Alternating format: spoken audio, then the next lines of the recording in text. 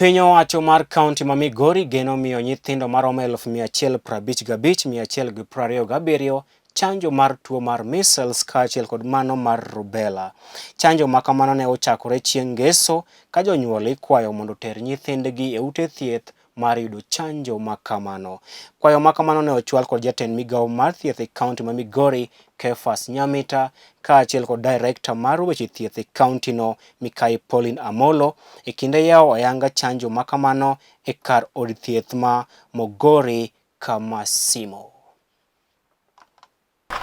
But nyinyi tu ndio mtafanya hii program succeed. So I want to encourage you to go home and be strong, mama. Mwende nyumbani, mjipange vizuri. Wamama waleta watoto lene kwa chanjo. Kuria West is not doing very well in immunization. So we want to come and support you. We came here to support you so that that small gap is bridged. So that you feel encouraged that we are part of you. And we want children in Kuria West to be vaccinated.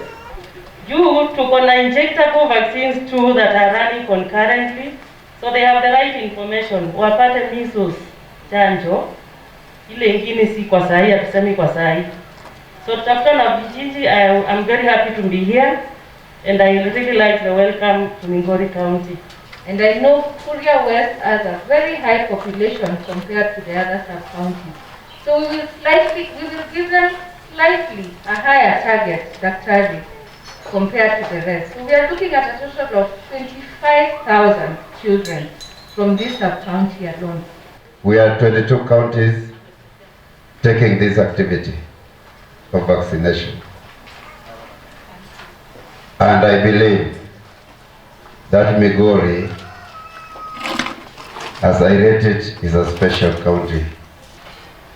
To improve the protection of our children against measles disease, the Ministry of Health, in conjunction with partners, plan to conduct measles rubella campaign in 22 high-risk countries based on the national risk analysis conducted by World Health Organization.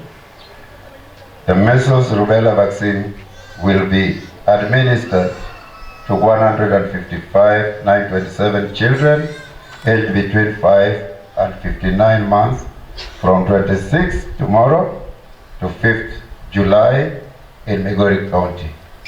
By vaccinating children against measles and providing them with routine immunization as per schedule, we are laying the foundation for the healthy nation that will provide the human resource for the future for national development. At the start of this campaign today, I'm appealing to all parents and guardians of children who are between the ages of 9 to 59 months to make sure that children receive the measles vaccination. I would also like to encourage them to tell their neighbors, friends, and other community members about the campaign. The vaccines are safe, and even if the children under 5 years might have received these vaccines in the previous round or through the routine immunization services, they should receive it again in this campaign.